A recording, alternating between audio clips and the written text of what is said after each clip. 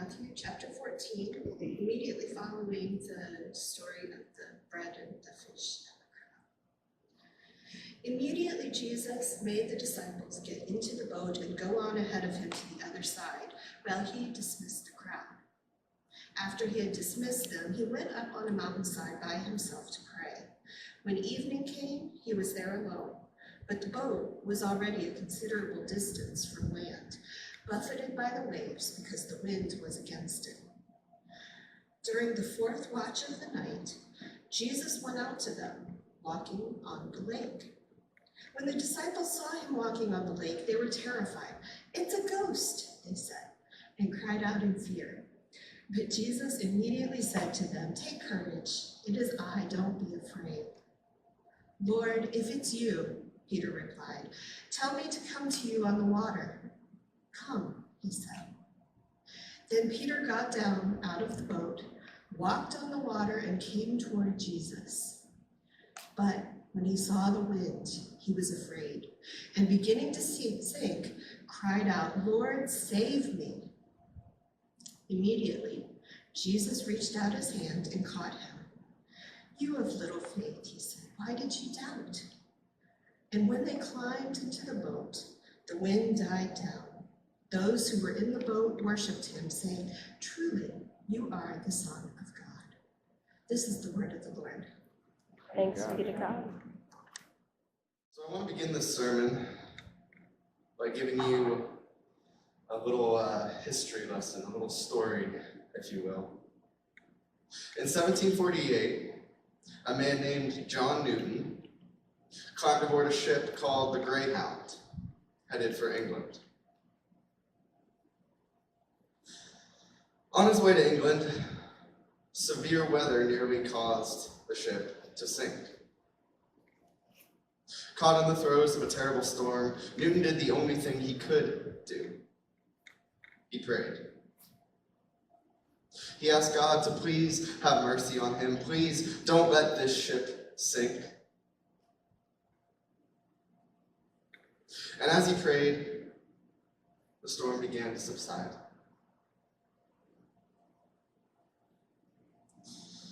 By the time the ship docked, Newton had converted to Christianity.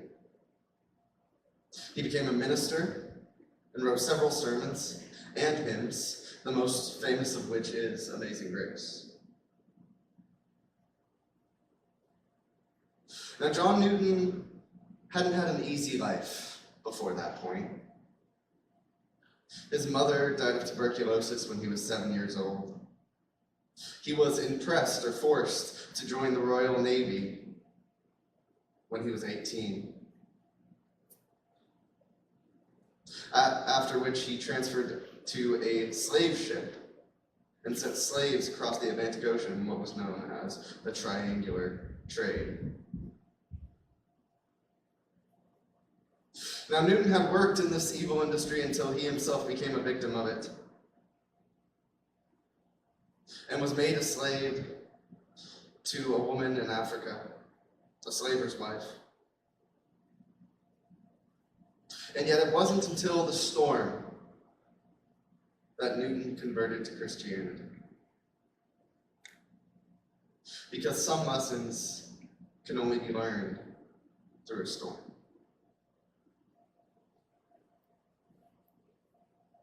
In the gospel text this morning, the disciples, like Newton, find themselves caught in the throes of a terrible storm. And like Newton, they come away from the storm understanding for the first time who Jesus is and what his significance is for them in their lives.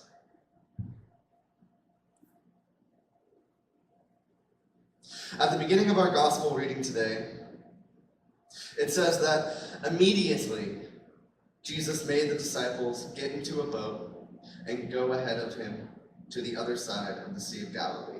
Immediately, Jesus made them get into the boat. The Greek word for made indicates compulsion or force. It's as forceful as it sounds. Jesus forced the disciples into the boat. He compelled them to go on without him.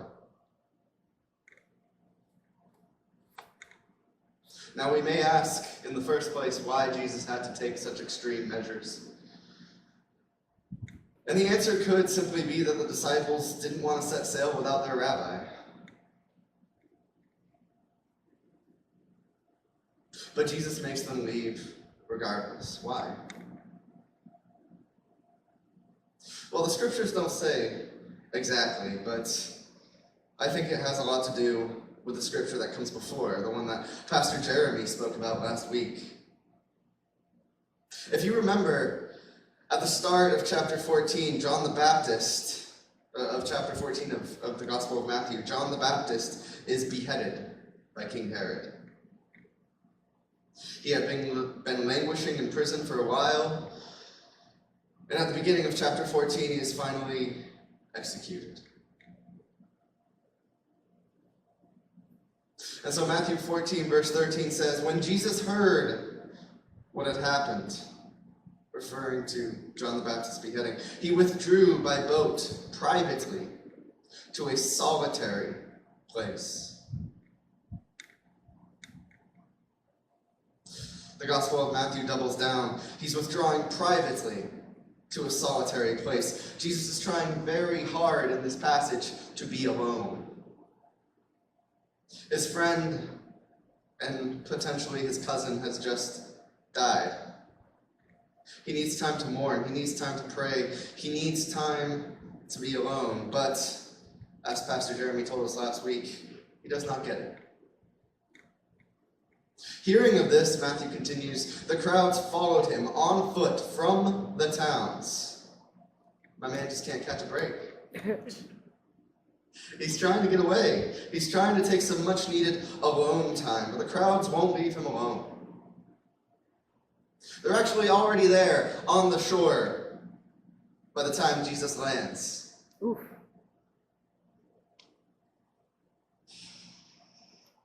Now, if I were Jesus, I'd probably be thinking, oh, man, I'm going to deal with these people again. Mm-hmm. God help me. Mm-hmm. But Jesus doesn't send them away. Mm. Jesus, being Jesus, has compassion on them. Mm. And he heals their sick. And not only that, but he feeds them. He takes five loaves of bread and 2 fish and makes them into enough food to feed 5,000 people, not including women and children. Now, I don't know how much energy it takes to perform a miracle, but I imagine it was more than Jesus felt like expending in that moment. Okay. And so what is the result of all this? Where does that leave Jesus? It leaves him tired. Mm. My introverts in the room can understand this. Where are my introverts at? Introverts? Yeah, introverts. Jesus is all peopled out. He's all peopled out. He's done. He needs to be alone. He needs time to rest. He needs time to pray. He needs time to grieve.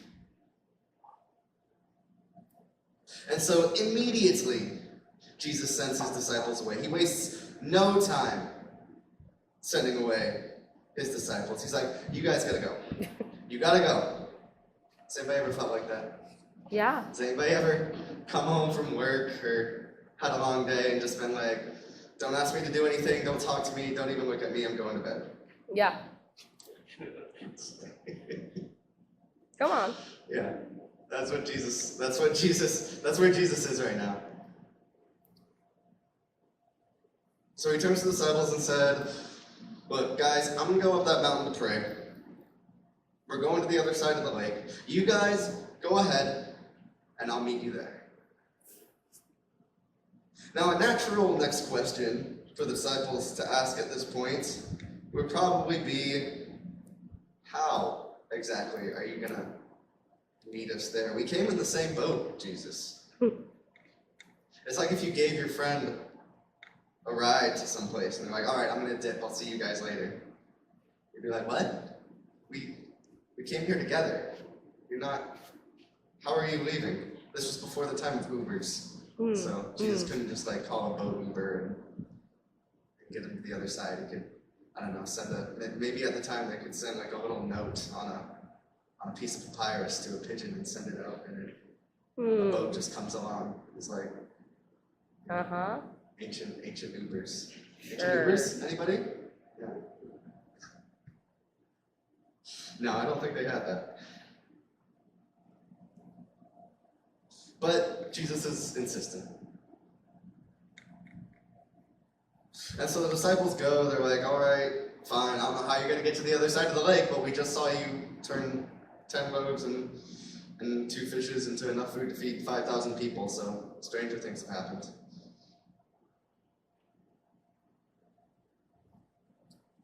And so they go. And they sail straight into a storm. Hmm. Now, storms were pretty common on the Sea of Galilee because of the geography of the area. You see, the Sea of Galilee, it's actually a large lake overlooking these hills. And when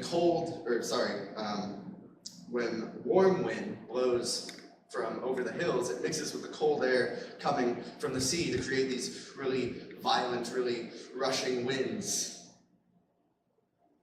which can result in some pretty bad storms.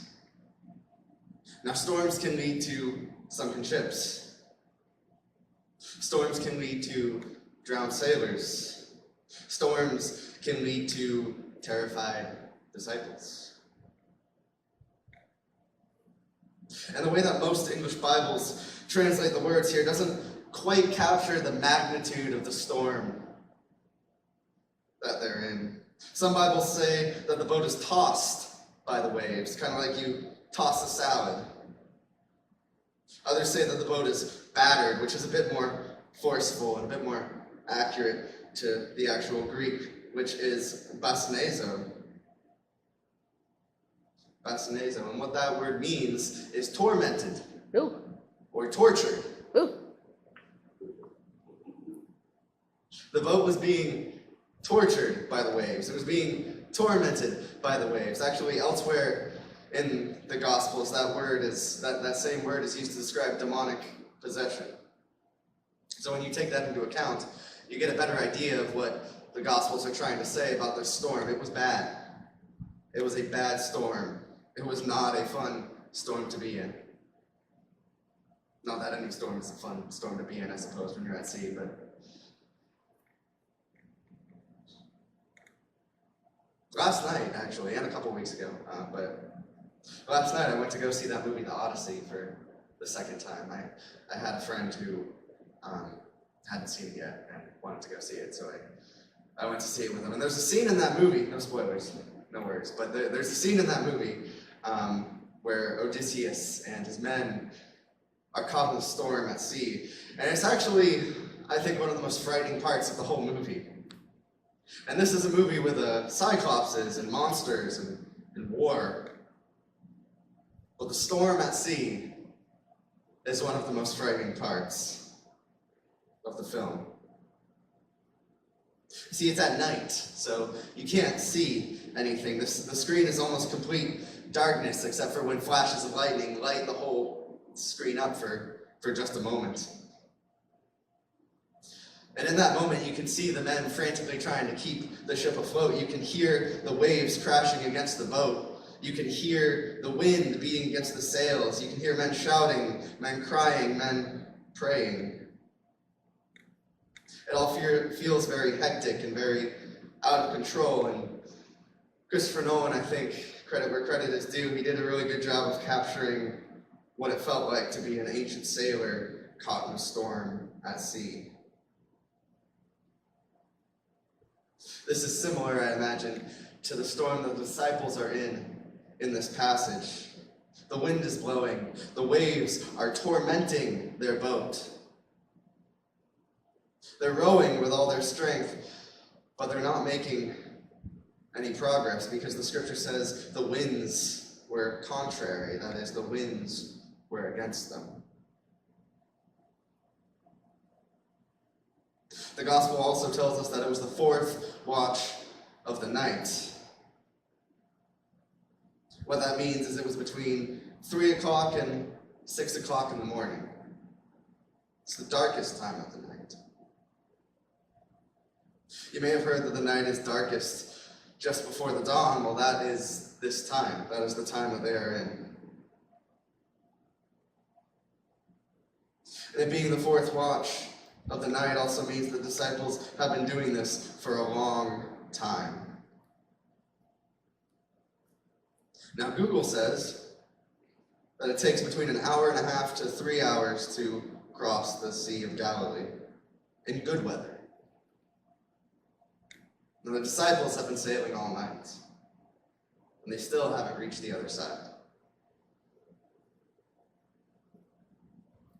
Some of us know what that's like. Some of us know what it feels like for the winds to be against us.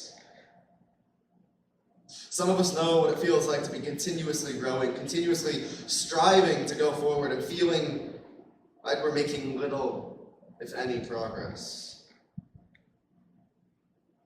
Some of us know what it feels like to be battered and tormented by the storms of life and not sure whether our little boat is going to hold. Okay. And some of us know what it feels like to be in that situation for a long, long time. A lot longer than we want to be. But when you feel like you can't take it anymore, when the boat seems like it's about to sink, when the water is well over your head, take courage and hold on, because Jesus is drawing near.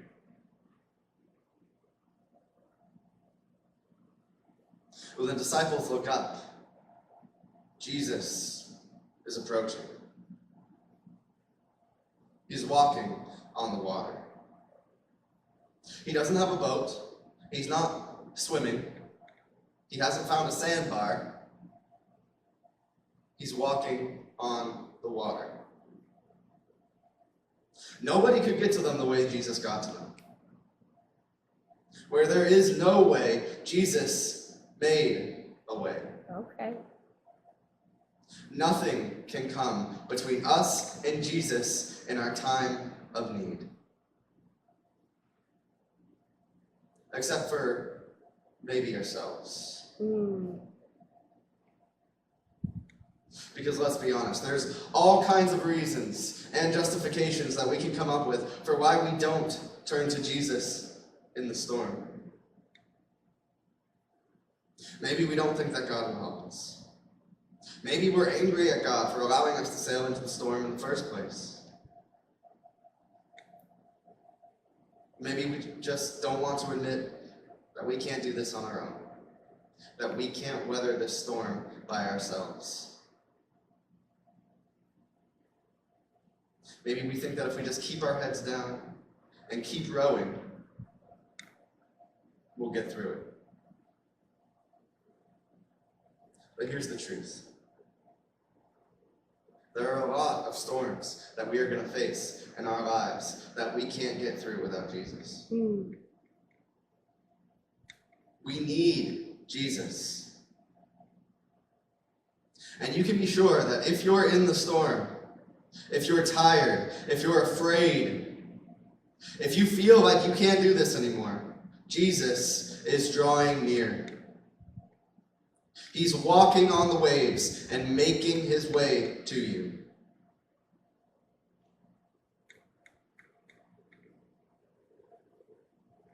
There are many storms that we face in life. Storms can be external. They can be the result of external circumstances going wrong in our lives, the consequences of poor decisions or circumstances beyond our control. Sometimes the winds of fortune are against us. Storms can also be internal, the result of waves of negative emotions coming upon us that we don't know how to deal with. More often than not, storms are a mix of both. The external circumstances in our lives cause internal turmoil, which feeds into the external chaos.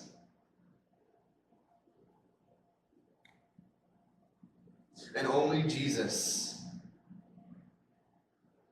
can save us from this. We need Jesus in times like these especially. We need Jesus to calm the storms in our lives.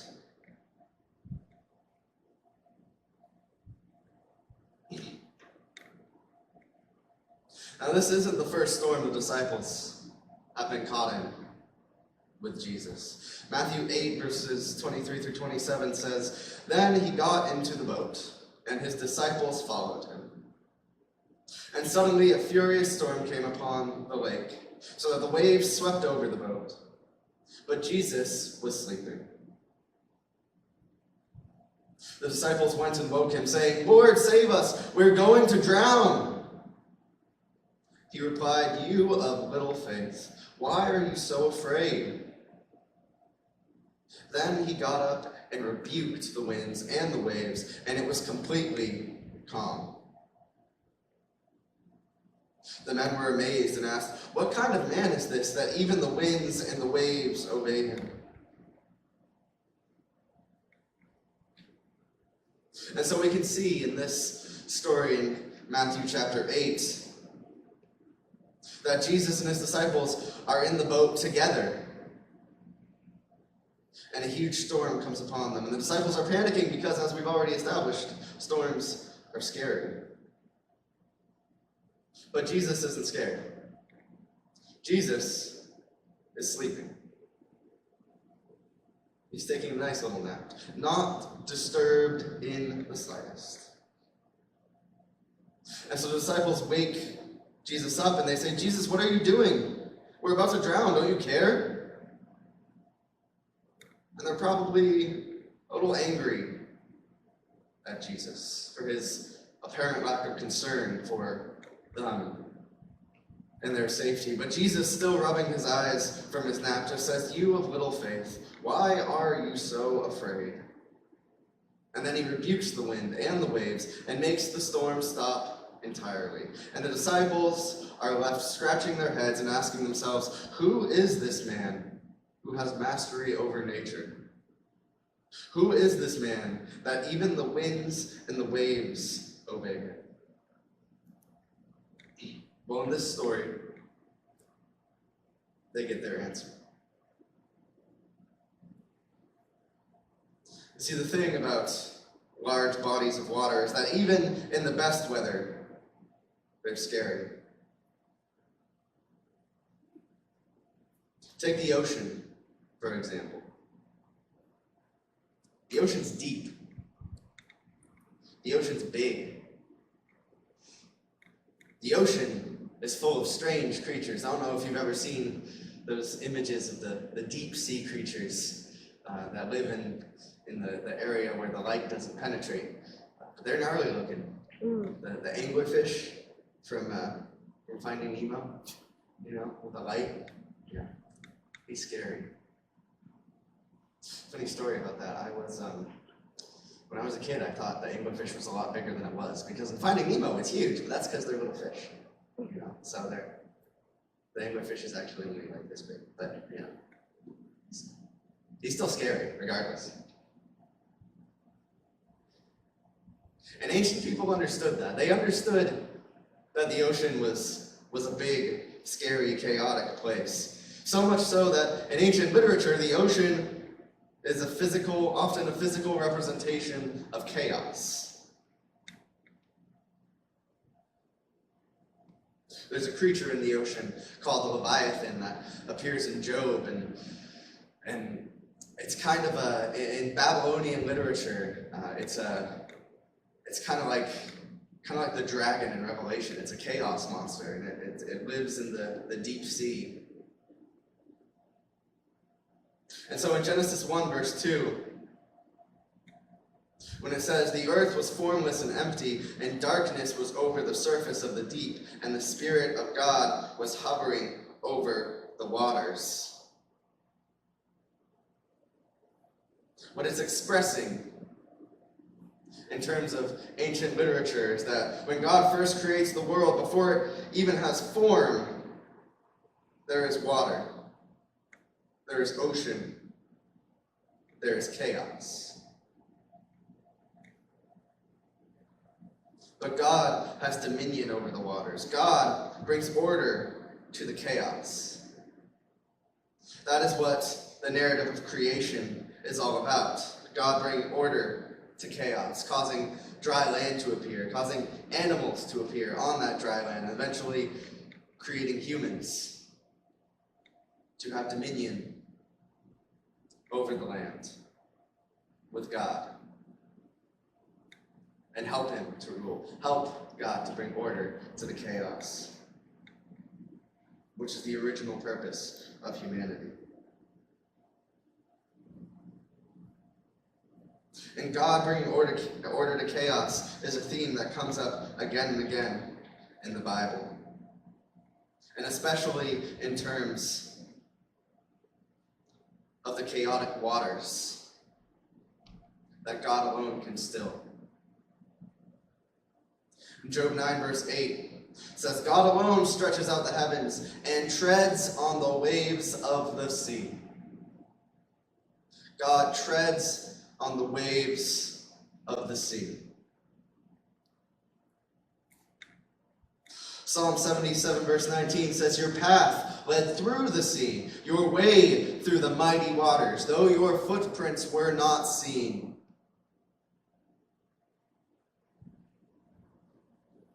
And so here we have two verses about God traversing the waters, about God walking upon the seas.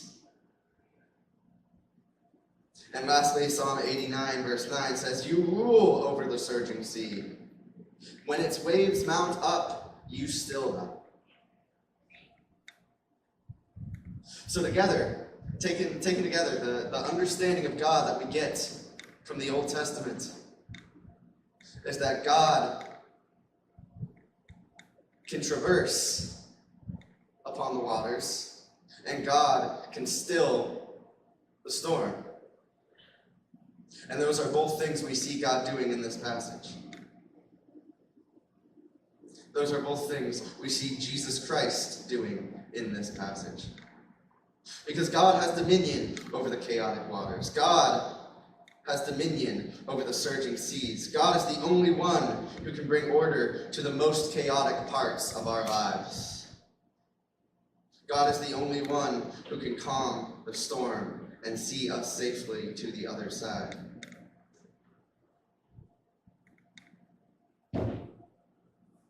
The disciples know this, and so when they see Jesus walking on the water in the middle of the storm towards their boat, which is far from shore at this point, they know exactly what it means, that Jesus is Lord, that he is God incarnate.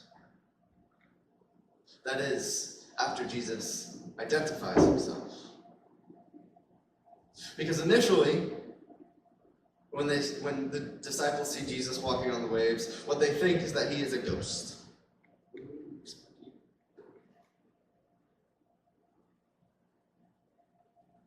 As I mentioned earlier, people died in storms at sea. Actually, quite frequently in ancient times. And so many in the ancient world believed that their spirits haunted the waters.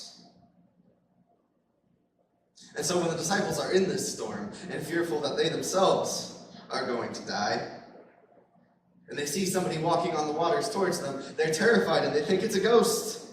But Jesus says, take courage. It is I. Do not be afraid. And again, our English translations fail to capture the nuance of this statement, or at least potentially fail to capture the nuance of this statement. Because what Jesus actually says in the Greek is, take courage, ego eimi, I am.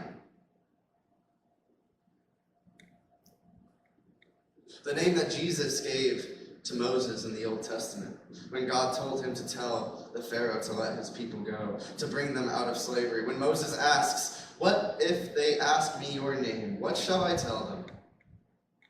God says, tell them, I am has sent me to you. And this divine self-identifier, this revelation of who God is how Jesus reveals himself to the disciples in this passage.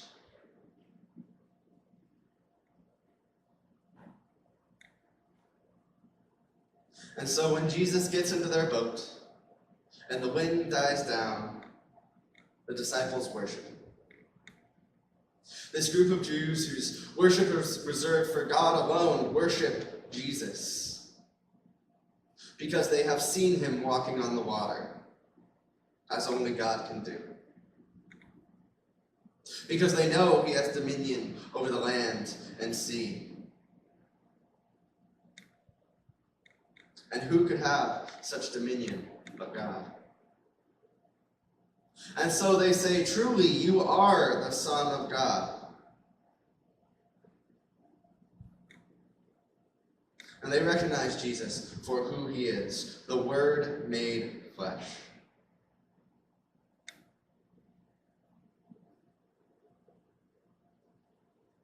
The first time that Jesus calmed a storm, the disciples were left wondering, who is this man? But now they know. Now their question has been answered. This man is the Son of God. And for the first time in the Gospel of Matthew, they say, truly, you are the Son of God.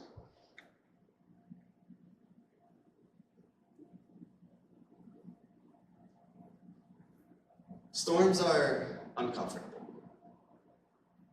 Storms are scary. Nobody likes to be in a storm.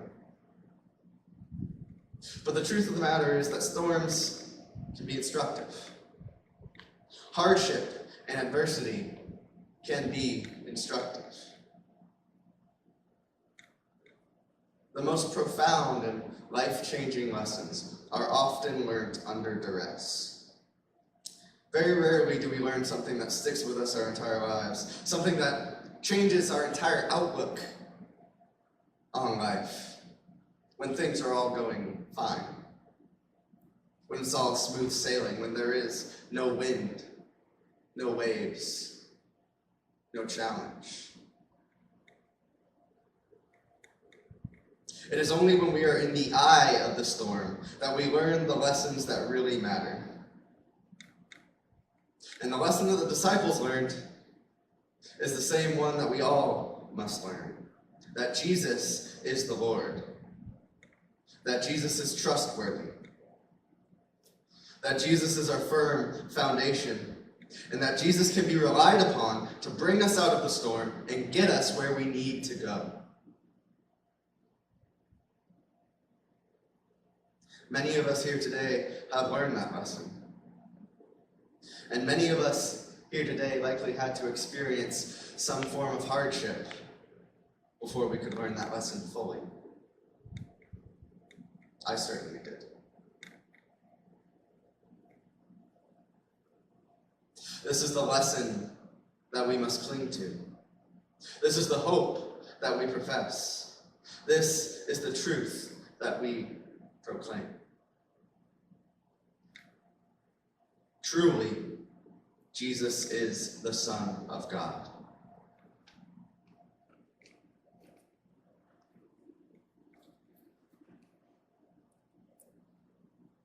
Now, if I could turn your attention to Peter for a moment. Because what I said in the last couple paragraphs, that only God could walk upon the waters, wasn't entirely true because, well, Peter himself also walks upon the waters at God's behest. And this is in keeping with ancient literature on the topic. In Greek mythology, gods could walk upon the water, but also humans who had some sort of divine status or divine power imbued in them could walk upon the waters as well. And so in this passage, Peter calls to Jesus and says, "Lord, if it is you, tell me to come to you on the water." And Jesus says, "Come." And Peter does indeed join Jesus on the waves. Now, many inspiring sermons can and have been written on the topic of Peter walking on the water. Sermons that encourage us to identify with Peter and to ourselves walk upon the water, so to speak, at Jesus' behest. But what I'm interested in is what happens at the end of that walk.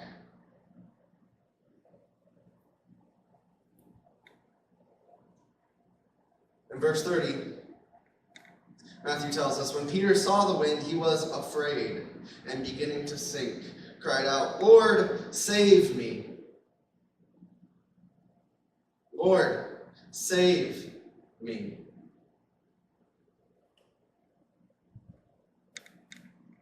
And in that moment, Peter learns the truth of Romans 10, verse 13, the very same Romans passage that we read this morning. "For everyone who calls on the name of the Lord will be saved."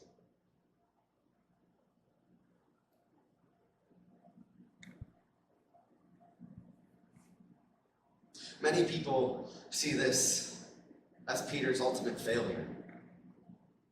Peter was walking on the waves towards Jesus, and he was doing good, but then he began to doubt, and he sank.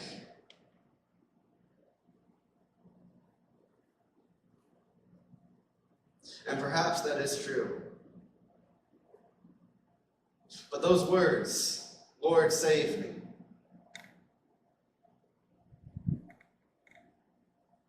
those words are perhaps Peter returning to form.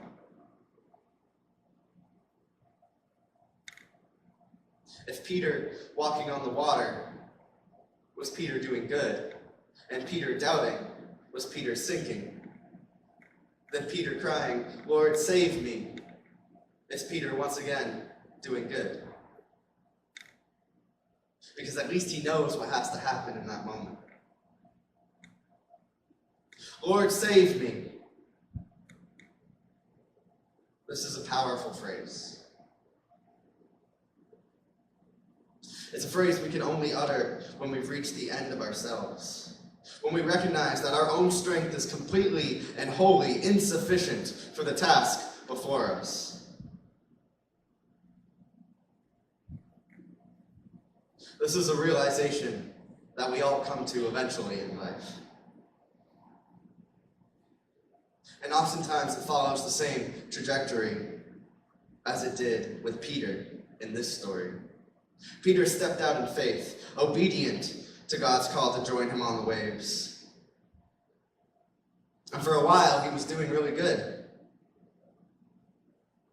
But he quickly discovered that his own faith wasn't strong enough to keep him above the waters. He started off confident, and he made significant progress, even walking on the waters like Jesus did for a time. But eventually, he realized he couldn't do it. He couldn't go any further. The wind was too great. The waves were too high. And the faith that he had up until that point that kept him above the water began to waver. And so he cries out, "Lord, save me." And Jesus saves him.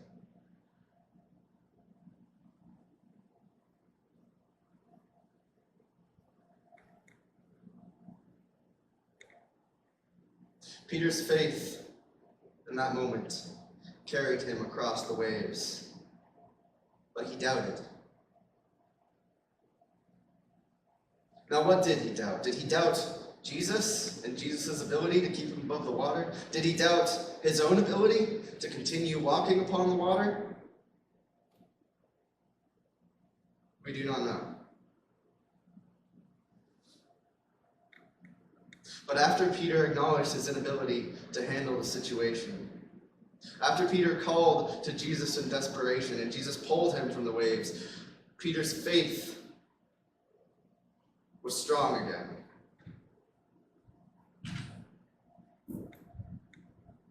It was strong enough so that he could proclaim with the rest of them, "Truly, you are the Son of God." This is the lesson that the disciples learned in the storm. This is the lesson that Jesus taught them through the storm.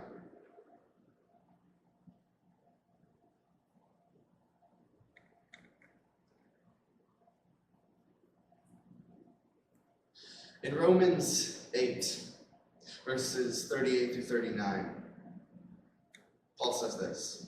He says, "For I am convinced that neither death nor life, neither angels nor demons, neither the present nor the future, nor any powers, neither height nor depth, nor anything else in all creation will be able to separate us from the love of God that is in Christ Jesus our Lord."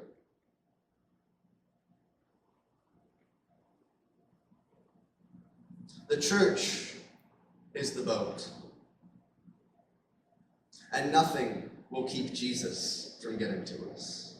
Neither the height nor the depth of the water surrounding us, neither the darkness of the night nor the strength of the waves, neither wind nor rain nor anything else will keep Jesus from meeting us here in this place.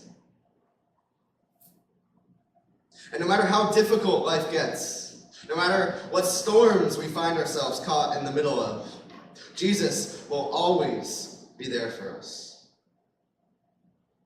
And Jesus' strength is always sufficient. Sometimes it takes a storm for us to learn that. As it did with John Newton, as it did with Peter, as it did with the disciples in the boat. Sometimes we have to face a challenge that is more than we can deal with on our own in order to recognize our need for Jesus and his provision in our lives.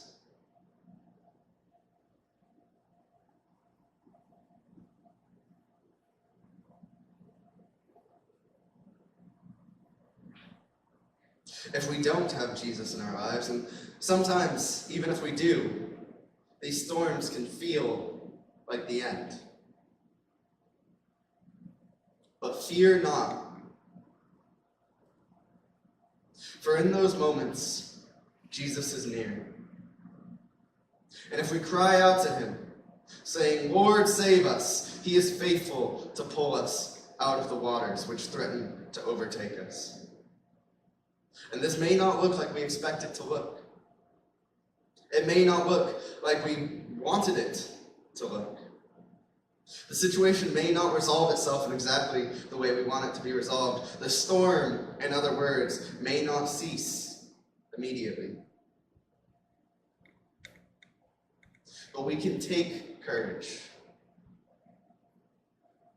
And we do not need to be afraid.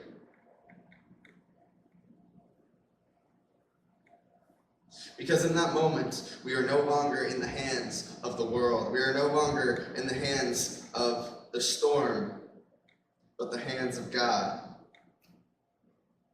who is merciful and gracious, who is slow to anger and abounding in steadfast love.